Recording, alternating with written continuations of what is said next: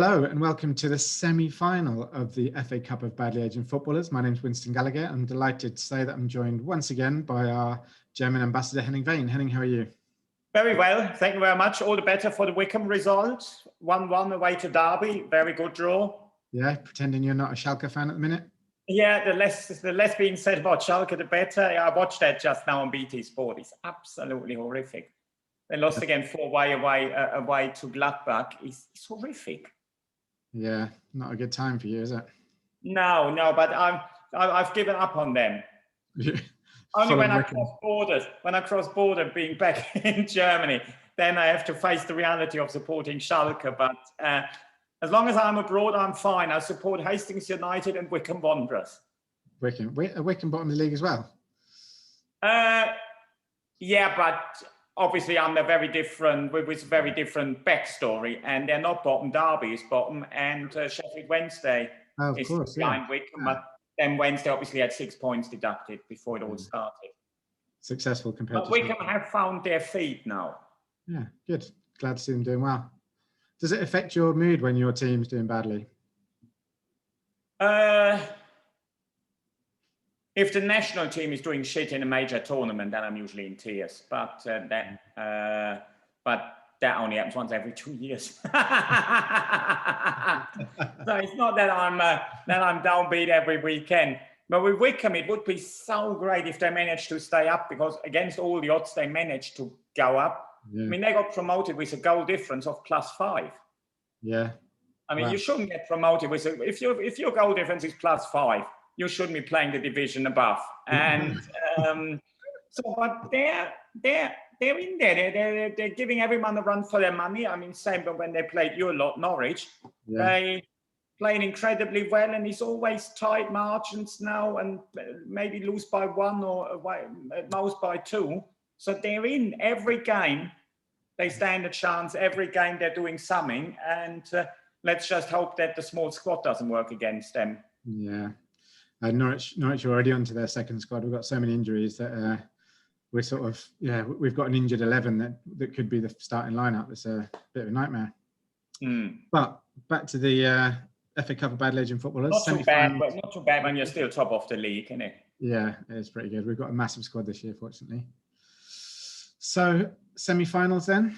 It feels like it's come around really quickly. It's a bit like having kids. Like on one hand, it feels like the time's flown by, but on the other hand, it feels like I've been doing this since the start of time. But the semi-finals. I mean, I can only speak for the user. I don't want this to end. No, I don't really. I mean, it is pretty full on, so I'm kind of looking forward to a break, to be honest. But there'll definitely be a hole in my life when this ends on Tuesday. So people have already been asking me what's next, and I don't know, to be honest. One step at a time. I don't know if you followed the account before the FA Cup of Badly Aging Footballers, but I used to just drip feed like the odd player here and there, and I'll probably go back to doing that for a while, but knowing that each one of those will be in the next FA Cup of Badly Aging Footballers. Yes, good shout. That gives everyone, then we can all start building up excitement about and already pick our favourites. Like, you've got Dieter Hoeneß in there, so then we'll start building up excitement about that. And then it would be good to have something like badly aged political leaders. Yeah. Yes, and dictators, so that would be good as well. Did you see Jacob Rees-Mogg? Did you see the thing I shared about Jacob Rees-Mogg being younger than Tess Daly? Yes, amazing, amazing. He's unbelievable, that is. So this will be our last draw, I'm afraid to say, because I'm going to run the semi-finals tomorrow, which is Sunday, and they'll finish on Monday, and then I'll have an hour of kind of build up to the final, pre-match build up, and then I'll run the final Monday to Tuesday so that we can all appreciate the winner on Tuesday night before we come out of lockdown on Wednesday. And those of us that aren't in tier 3 will all be down the pub Wednesday night, I'd imagine. Yeah, so, because I mean, with all the the pints that you have been, you reckon you'll get through the whole lot on Wednesday? No, I definitely won't get through the whole lot. I think that'll keep me going for a couple of weeks, to be honest. Excellent. Yeah, for the ones that haven't seen it yet, there is a chance to donate so Winston can get himself a pint, fully deserved pint of 5 after what can only be described as the absolute highlight of the whole lockdown experience. So, and what is fantastic about it is reading the comments. The comments are so well written, so funny. So I've been laughing so much over the past few weeks. Me too. And I think I said this last week, but certain people have taken on a particular role. So there's about 4 people who write really kind of left field, quirky, like match reports. And there's the statistics guy, and then there's the guy who takes research, and Dan Kearney. And I love the way that I recognize all those names when they pop up, and I know exactly what they're going to be tweeting about. And I love it. And there's so many, some really talented writers, like to get something funny in that short amount of characters. It's absolutely. And I love the whole the whole fan fiction that we're all writing. So when we mention what they would be like down the pub, and then Bro talking to a golden retriever, and then there was someone was going, Stephen Fuller. He was describing it as an interesting sociological experiment into whether we judge people by their appearance. And I never thought about it like that, but he's absolutely right. I mean, there is a PhD in this, isn't it? Like what makes people appear old? Is it baldness or having a mustache? Whatever makes you look old? And what characteristics? What do you think people are like? If so, and how does your appearance affect your characteristics as a person? So I think that's really fascinating. Yeah, it'd be very good if something kind of meaty came out of this. Somebody actually thought, I'm going to actually look into that. The Wall Street Journal guy that interviewed me, he said, it's the Wall Street Journal, so I'm going to have to put some, something a bit weighty in. So I think he's going to go off and try and interview a sports nutritionist to see what the difference is with sports nutrition in the 70s and 80s. So that would be an interesting take on it. Yeah, that's the thing, isn't it? Like if you look at the lineup in the semis with Hugh Sprout and Ernie McGar, I mean, they both played lower league in Scotland. So you probably don't have to look after yourself as well at that level than if you want to compete for the World Cup. In many ways, it's just what you're doing. You're comparing world-class athletes against Sunday League footballers, and then say, now that Sunday League footballer, he let himself go a bit more. Yeah, that's why Cools must be so pissed off, because he looked genuinely ancient, but national captain. At the same time had to play top-class football, which not all of the contestants were held back by that demand. No, do you know, I'd never even thought about that. I'd never thought of kind of comparing what level they all played at. That's a really kind of interesting thought. But going back to what you're saying about the comments and stuff, I was thinking of a few people said, oh, what are you going to do for the final and how are you going to celebrate the winner and stuff? And I thought, actually, like, the lunatics have taken over the asylum with this, really. So it feels like it's the followers' account now, and I'm sure they'll come up with much better stuff than I could ever come up with to kind of celebrate the winner. The guy, Have a Nice Clay, has just tweeted his picture of this clay statue. Like the bottom half's done. He's just waiting to put the head on of the winner. I'm sure they'll come up with some cool stuff. And then post it off to Portugal or Scotland. That would be too good. Well, Scotland have got a 50-50 chance. I was saying Scotland have got a 50-50 chance of a major tournament now. It's again, essentially you're saying there is people, all they can get is Ribena, and then compare that to people who can have the Mediterranean diet. So, and you think, well, I think once again it is easier to look really haggard if you live in Scotland. I think you could be right. Yeah.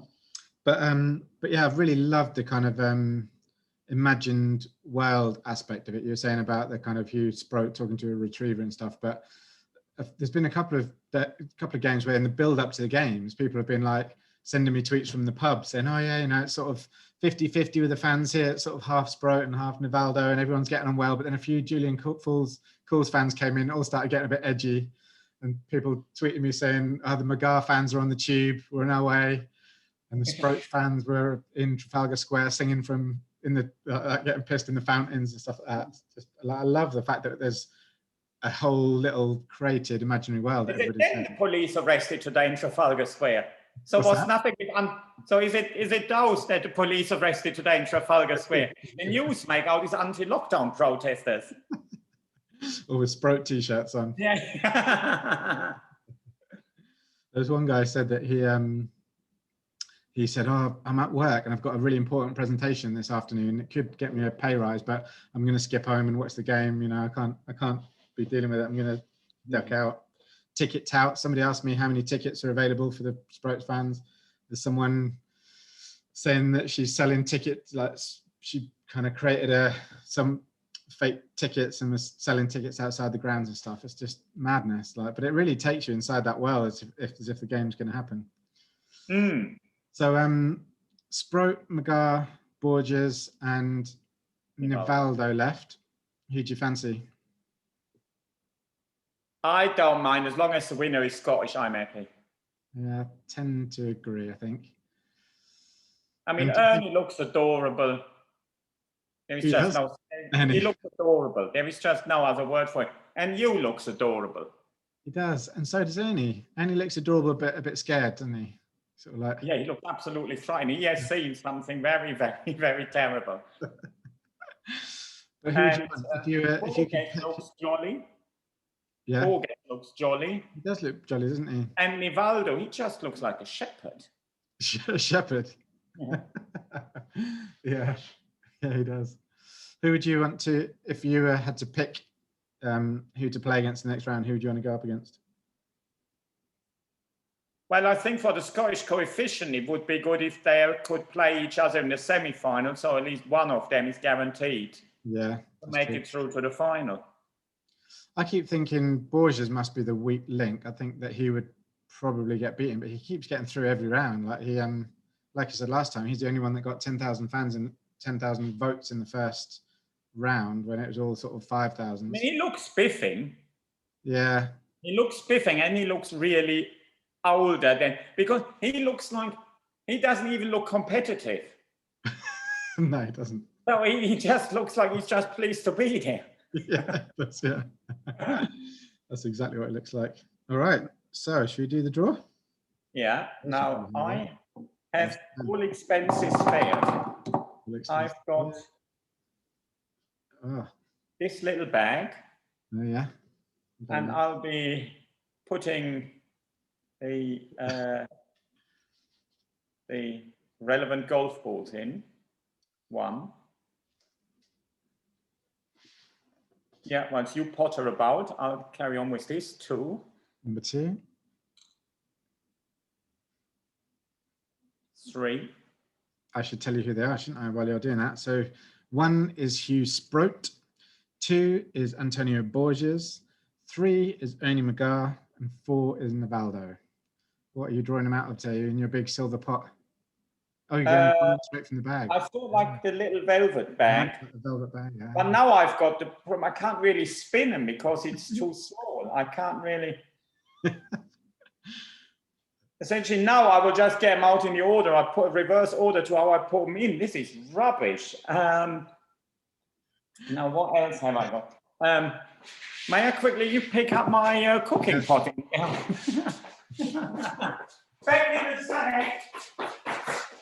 That how big his house now, and see how long it takes him to get to his kitchen. Entertain yourselves. Oh, that was good. Oh, a big one. That is, and they go. That's the sound we were waiting for. There you go. All right then, so semi-final 1. Now we're cooking. Here we go. Ball 1 then.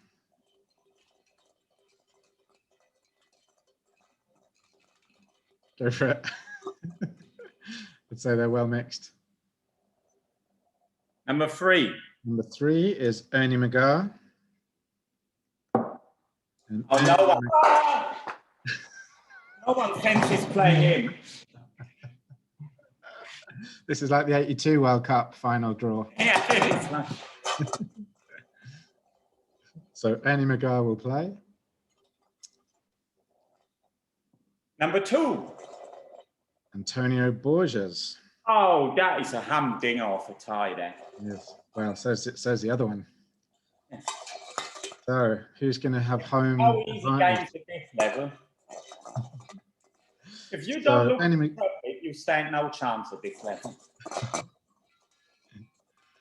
So home advantage for Number 1, you Sprout. you Sprout. So both the Scottish lads at home. Probably good because It's tricky one for the police to work out, isn't it? So they have to play. You can't really have them play on the same day. yeah, it's difficult. Number 4, Nivaldo. Nivaldo. So Hugh Sprout versus Nivaldo. So the Portuguese and Brazilian will be coming to Scotland. Will they be able to do it on a cold night in Scotland? Brilliant. All right. Well, that concludes the draw. So just a reminder that my hair's gone all funny. Both matches will be played Sunday night until Monday. Then there'll be an hour pre-match build-up, 7:30 till 8:30 Monday, and then the final will be Monday at 8:30, finishing Tuesday at 8:30. And what can we expect in the build-up? I don't know. I mean, usually it's just all the stuff that I've been saying. Really, it won't be anything particularly different from me, other than just retweeting all the stuff of people in the pubs and on the tubes and all that kind of stuff. I think so. I just think that people will probably be quite creative and go for it. I see you do that. So it's not that you speak to a camera or with the contestants for. I'll just let the followers do it. Whatever they come up with, I'll tweet and we'll set it up like that. I think. Yeah, great. They're more creative than I am. Great. Yeah. Oh, that would be so good. Can't wait. Yeah. Brilliant. Well, and as again, thank you so much for your help with all this. I've really appreciated your support and getting involved. Thanks for thinking it all up. And hope you enjoy the remaining games. Indeed, I shall. Thanks to everyone. Thanks so much for being part of this. Absolutely. Cheers, Henning. Speak to you later. Bye, Winston.